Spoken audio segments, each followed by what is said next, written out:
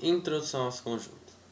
Bom, antes de podermos estudar os conjuntos e suas propriedades, precisamos entender três noções primitivas, ou seja, os três pilares que utilizaremos para estudar os conjuntos.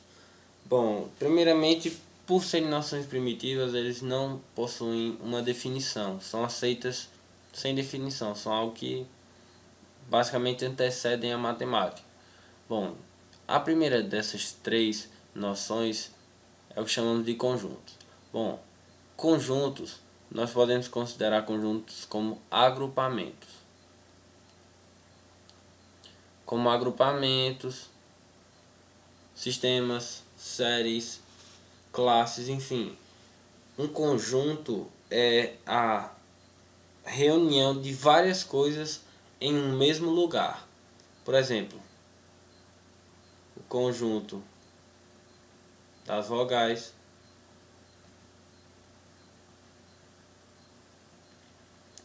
o conjunto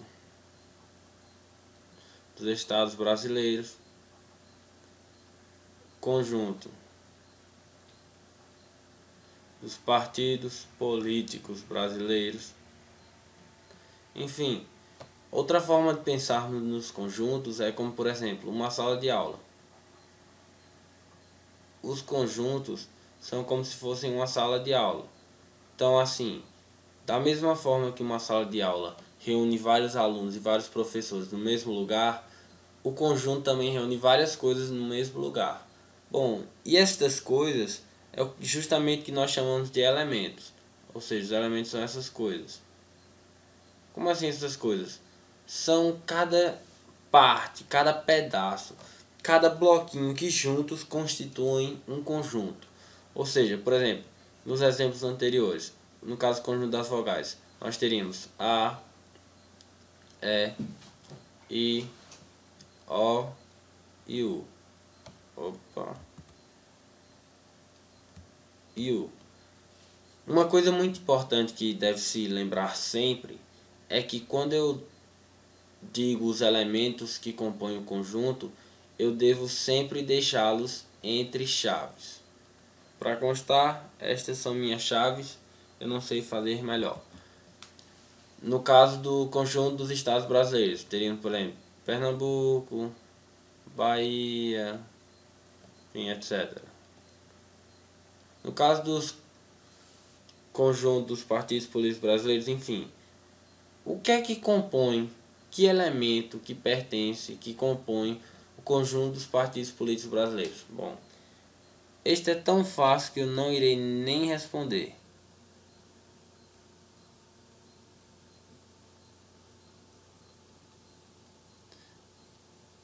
Enfim, se nós voltarmos para o exemplo da sala de aula, os elementos seriam justamente os alunos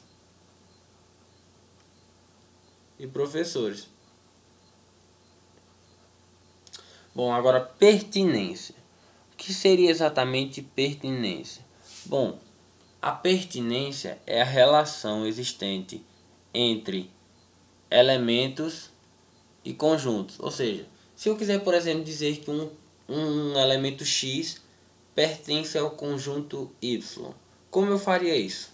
Bom, através da pertinência, nós iremos representar da seguinte forma, que, por exemplo, se o elemento Azinho pertence ao conjunto das vogais,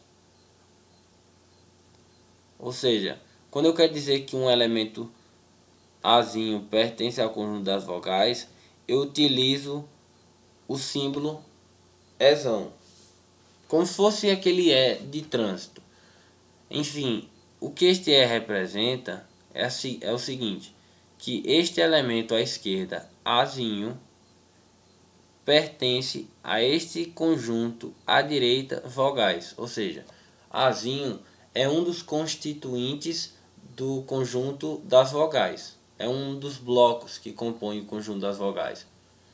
Já se eu quiser dizer o contrário, por exemplo, que um elemento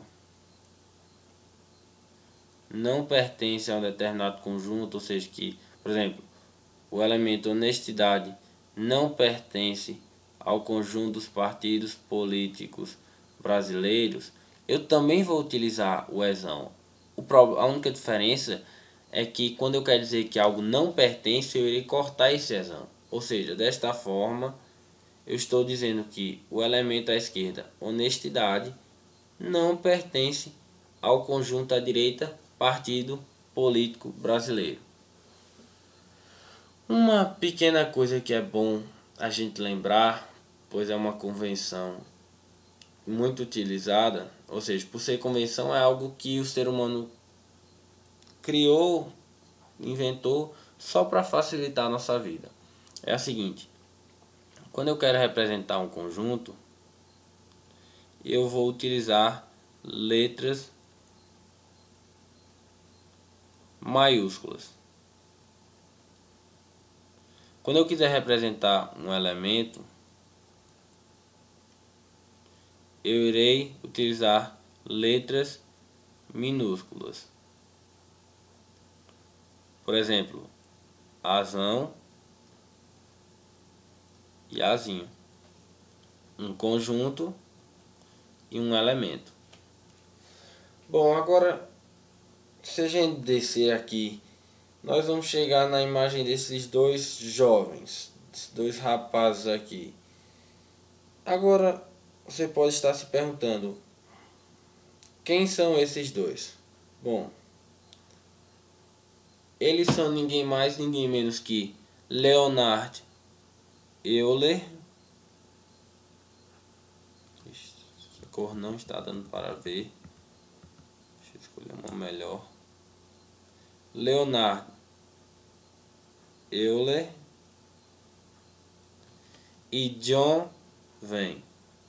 Bom, e por que esses dois estão representados no vídeo de introdução aos conjuntos? Bom, porque apesar de em épocas diferentes, eles tiveram um grande impacto, geraram um grande desenvolvimento na parte de matemática relacionada aos conjuntos. Por quê? Porque graças a eles nós temos algo que hoje é chamado de diagrama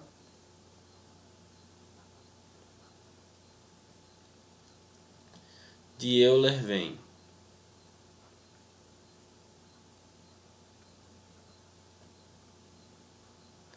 E o que seria esse diagrama de Euler-Venn?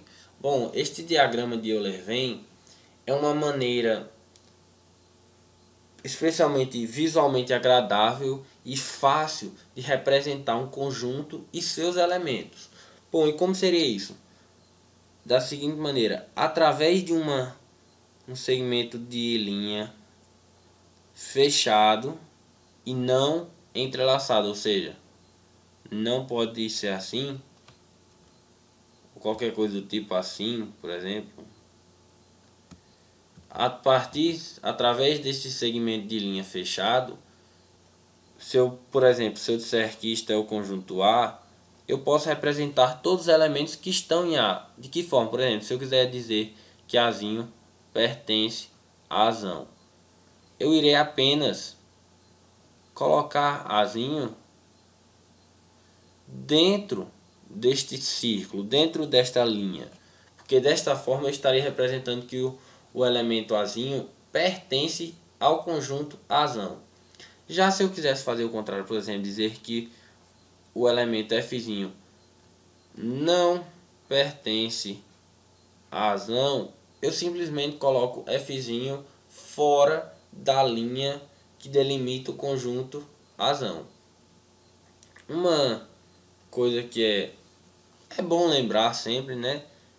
É a seguinte: apesar de que diariamente nós podemos utilizar e dizer que esta representação aqui é um diagrama de Euler-Venn, teoricamente falando, o diagrama de Euler-Venn vai ser somente quando for um círculo, ou seja, raios iguais.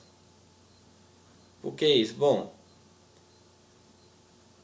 é a forma teórica que realmente um diagrama de Euler-Venn é.